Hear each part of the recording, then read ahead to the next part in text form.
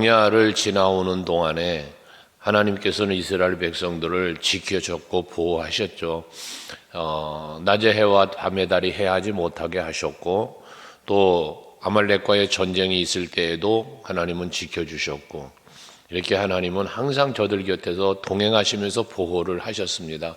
근데 그들이 이 애굽의 광야 생활을 할 때뿐만 아니라 가나안에 들어가서도 마찬가지, 언제나 하나님은 저들을 지키고 보호해 주셨어요. 이건 하나님의 사랑이죠.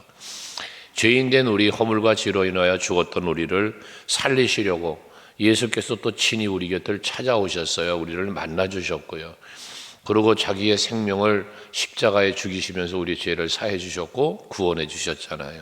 이렇게 하나님은 우리가 하나님을 찾아가는 게 아니라 하나님이 우리를 찾아와 주셨어요. 하나님이 우리를 만나 주셨어요. 그리고 이러한 첫 만남은 하나님이 우리를 찾아와 주시고, 그 후로는 우리가 이제 하나님의 은혜와 긍휼을 입은 우리들이 되었기에 하나님께서는 우리로 하여금 하나님을 찾아오기를, 하나님께로 가까이 나아오기를, 궁극적으로는 동행하기를 하나님은 원하시죠. 그러나 이스라엘 백성들은 그렇게 하나님이 은혜를 주셨음에도 하나님을 찾고 하나님께로 가까이 동행하는 삶을 살지 않고 오히려 악을 행했단 말이죠. 이 부분에 대해서 오늘 10절에 말하기를, 옛적에 내가 이스라엘 만나기를 광야에서 포도를 만난 같이 했으며, 그래요. 광야에서 포도를 만난다는 것은, 광야는 먹을 것도 없고 어렵고 힘든 환경이잖아요. 근데 거기서 포도를 만남같이라고 말씀을 하셔요. 그러니까 힘든 상황에서 또는 갈급한 상황에서 여호와가 만나주셨다는 거거든요. 그런 이스라엘을 만나주셨다는 거예요. 또 뿐만 아니라 너희 조상들을 보기를 무화과 나무에서 처음 맺힌 열매를 본같이 하였다는 거예요. 하나님이 이 백성들을 얼마나 사랑으로, 얼마나 반갑게 만나주시고 그들을 보호해 주셨는가를 이렇게 표현한 거거든요. 이들에게 그랬던 것처럼 우리도 마찬가지죠. 허물과 죄로 죽어있던 우리를 살리시기 위하여 오신 거거든요. 우리를 그렇게 만나주신 거예요. 내가 너를 사랑하노다, 내가 너를 보배롭고 존귀하게 여긴다 등으로 우리를 향한 하나님의 사랑을 말씀하신 것처럼 이렇게 우리들로 만나주신 거거든요. 그런데 이런 하나님의 사랑과 은혜를 이들은 저버렸어요. 그래서 그렇게 하나님이 만나주셨거늘, 포도나무를 만나는 것처럼, 무화과를 만나는 것처럼 그렇게 만나주셨거늘 그들이 바알보락에 가서 부끄러운 우상에 몸을 들임으로 저희가 사랑하는 우상이 가증하여졌다라고 말합니다. 이게 하나님의 은혜와 사랑을 입은 하나님의 백성, 하나님의 자녀인데 그 정체성을 잃어버렸다는 이야기예요. 제가 여러분들에게 자존감, 정체성에 대한 이야기를 간혹 했었는데, 이건 우리 성도들에게 있어서 정말 필요할 뿐만 아니라 우리가 사람다운 사람으로 살아감에도 꼭 필요한 거거든요.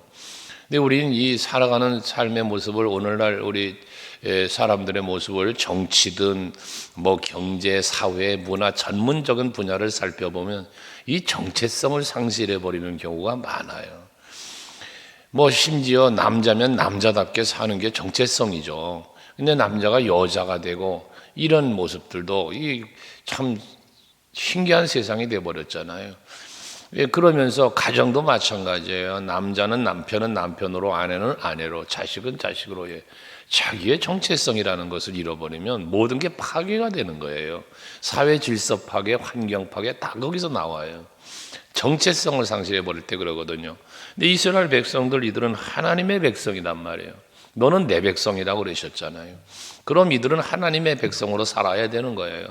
그 하나님의 엄청난 은혜와 보호와 사랑 속에서 이 가나안이라는 적각구리 오는 가나안 땅을 기업으로 받은 그런 민족으로서 하나님 바라며 살아야 되는데, 이러한 것을 잊어버리니까, 그 사랑을 잃어버리고 그 은혜를 망각하니까 정체성이 흔들렸다고 말이거든요.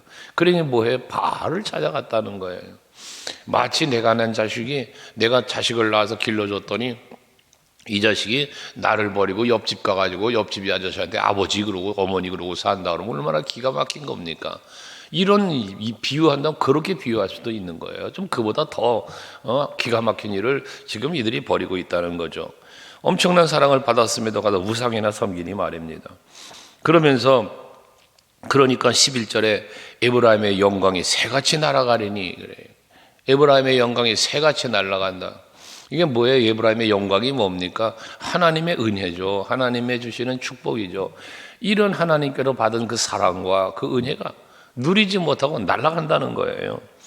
그리고 해산하는 것이나 아이 베는 것이나 임신하는 것이 없으리라. 번성도 없다는 거예요. 영광도 떠나가고 번성도 없고, 그러니 얼마나 이들의 삶이 참 뭐라 그럴까, 이 어려움을 당하는 일이 되겠습니까? 이 당시에 하나님의 축복은 번성이었거든요. 풍요였거든요. 그런데 그 모든 하나님의 영광은 날아갔다는 거, 그 나라에서 떠났다는 거 아니겠어요? 그러고 그들의 누림도 끝나버렸으니 미래가 없는 세상이 되어버렸잖아요. 아이를 임신도 하지 않고 아이 베는 것도 없고, 그러니 아이를 낳지 못하니 번성이 사라져 버리는 거거든요. 지금 우리나라가 심각한 지경에 이르렀지 않습니까?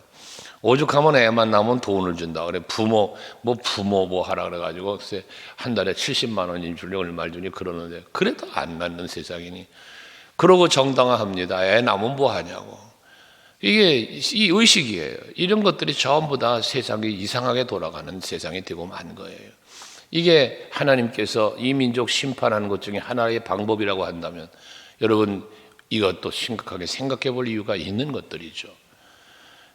이 에브라임은 하나님의 영광이 떠나면서 번성도 멈추었다는 거거든요. 거기다 더 나가서 12절에 보면, 혹 그들이 자식을 기를지라도 내가 그 자식을 없이 하여 한 사람도 남기지 않는다. 자식이 태어나지도 않을 건데 혹시나 태어난다고 해도 하나님이 그 자식을 없이 한다는 거예요. 뭐 한다는 거예요? 죽인다는 거잖아요. 한 사람도 남기지 않겠다는 거잖아요. 멸망을 이야기하는 거예요. 민족이 사라지는 거예요. 이게 얼마나 무서운 이야기입니까? 옛날 우리 어른들 생각해 보면, 딸을 낳으면은 아들 낳을 때까지 자식을 낳아가지고 제 고향에도 11명을 낳은 적이 있어요. 11명을. 그게 7번째인가 8번째인가 아들이 하나 나왔는데, 아들 하나 더 낳는다고 또 계속 낳는데 또 딸만 줄줄줄 나오고. 그게 결국 11명의 자식 중에 아들 2, 딸이 9인가 이런 집이 있었어요. 왜 그럽니까? 기업을 잃은다고. 대가 끊어진다고. 그랬던 거 아닙니까? 지금 이들에게 대가 끊어지는 것, 이 대가 끊어진다는 건 뭐예요? 민족이 없어지는 거예요. 이게 저주 아닙니까? 하나님의 멸망이에요.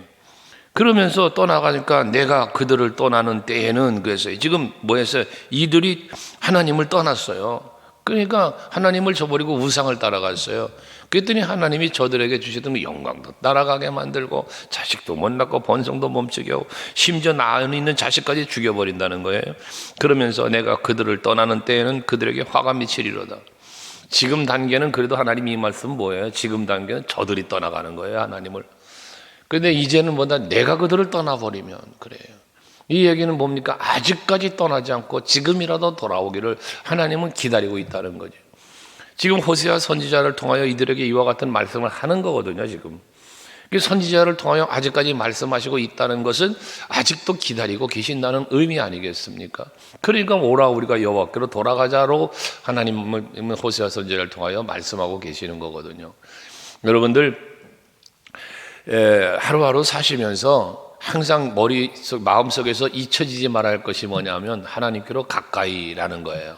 하나님께로 가까이, 하나님과 동행, 이 인식을 갖고 계셔야 돼요. 그래서 하나님과 가까이 하기 위하여, 하나님과 동행하기 위하여 우리는 그 인식을 갖고 살아야 된다고. 이 코람데오라는 이야기를 우리가 하는 거잖아요. 하나님 앞에서 사는, 거기에 은혜가 있단 말이에요. 하나님이 나를 떠나지 말도록, 하나님이 나를 떠나지 못하도록 언제나 여러분 하나님을 부르고 찾고 기도하는 생활이 그래서 중요한 거 아니겠어요? 여러분들 성전에 나오면 만나주신다고 그랬지, 기도하면 들어주신다고 그랬지. 그러니까 내가 하나님과 가까워지는 비결은 예배와 기도라는 거예요. 그러면 거기에는 항상 하나님의 보호가 있고 긍휼이 있다는 것이죠. 그렇지만 하나님이 저들을 떠날 때는 어떻게 돼? 그들에게 화가 미치리로다. 하나님이 떠나면 화가 미치는 거예요. 왜? 나의 보호자가 떠나시니까. 보호해 줄 리가 없잖아. 나에게 은혜 주시고 복 주신 이가 나를 떠나가는데 내가 받을 은혜가 없고 내가 받을 복이 없어지는 거잖아요. 함으로 하나님이 나를 떠나지 않도록 내가 하나님 앞에 하나님을 붙잡고 매달려 살 수 있는 여러분들 되셔야 돼요. 소경 바디메오 얘기를 어제도 잠깐 했지만, 지나가는 예수를 다윗 자손 예수여 나를 불쌍히 여기소서 라며 부르짖을 때 만날 수 있었고 그게 눈을 떴으니 그 다음 단계의 삶은 뭐였겠어요? 오직 예수만 바라보고 보이지 않던 눈으로 주를 찾았고 만났고 눈을 떴으니 그 사람의 평생의 삶은 예수 따르는 삶을 살지 않았겠느냐는 거죠. 너는 나를 따르라 제자가 되라는 말씀을 하지 않았어도 말입니다. 안진뱅이가 베드로의 손에 이끌려 여러분 예수의 이름으로 일어나 걷게 됐을 때 성경에 뭐라고 기록합니까? 성전 미문 앞에 구걸하도록 갖다 앉혀놨던 거지인데 성전 안으로 들어가 기뻐 뛰어 들어가서 그 안에서 춤을 추며 하나님께 영광 돌렸다잖아요. 이것처럼 여러분 우리는 하나님이 나를 버리지 않고 나를 만나주시고 내 손 잡아주시고 나를 복 주시면 우리의 삶의 현장에는 은혜가 있고 복이 있는 거다 말이에요. 그러나 하나님이 나를 떠나시면 화가 미치게 되는 거고요. 그래서 13절에도 보면 내가 보건대 에브라임은 아름다운 곳에 심긴 두로와 같으나 이게 뭡니까? 하나님이 함께 하시고 하나님이 복 주실 때 보호하시고 은혜 주시고 복 주실 때 저들은 아름다운 모습이었다는 거예요. 얼마나 복되고 행복한 모습이었습니까? 하나님의 은혜 안에 있을 때 그렇다는 거죠. 하지만 그들이 자식을 살인하는 자에게로 끌어내리려다 그들을 자식을 살인하는 자에게로 끌어내린다. 그렇게 아름답고 평안하고 풍요로운 삶을 살고 있던 저들을 이제는 멸망당하는 자리로 이끌어내린다는 거예요. 그래서 우리가 은혜 아니면 살 수가 없다는 고백도 우리가 요즘 찬양으로는 많이 부르지 않습니까? 우리가 하나님의 은혜 아니면 살 수가 없네. 십자가의 그 사랑이 얼마나 큰지 그 사랑의 고귀함을 우리가 기억하고 살 때 그 은혜 안에 우리는 사는 자가 되고 그 은혜 안에 살 때 하나님의 보호받고 인도받고 여러분 모든 소원도 이루어지고 그런단 말이거든요. 그래서 우리가 새해에는 처음 사랑을 회복하자라는 거예요. 처음 사랑의 회복이 뭡니까? 예수 십자가의 사랑에 대한 감사와 감격하는 마음으로 들어가자는 이야기예요. 그래야 우리의 신앙생활이 즐거워지고 행복해지기 때문에 그런 것입니다. 이렇게 은혜 안에 있을 때는 아름답고 모든 것이 평안했지만 은혜를 잊어버리니 멸망당하는 자리로 가고 말더라는 것입니다. 14절에는 더 참 기가 막힌 말씀입니다. 14절 보면 여호와여 그들에게 주소서 뭘 간구하는 거잖아. 여호와여 그들에게 주소서 무엇을 주시려 하나이까 아이배지 못하는 태와 젖 없는 유방을 주시옵소서. 이게 얼마나 기가 막힌 기도입니까? 저들에게 오히려 이건 멸망당할 위기에 놓였으면 더 많은 자손이 번성하여 나라가 든든히 세워지게 해주시옵소서라고 기도해야 되는데 반대 기도를 해요. 아이 배지 못하는 태와 젖 없는 유방을 주시옵소서. 아이 낳지 못하게 해달라는 얘기예요. 기도를 이렇게 아이 낳지 못하게 해달라는 기도를 하는 거예요. 왜?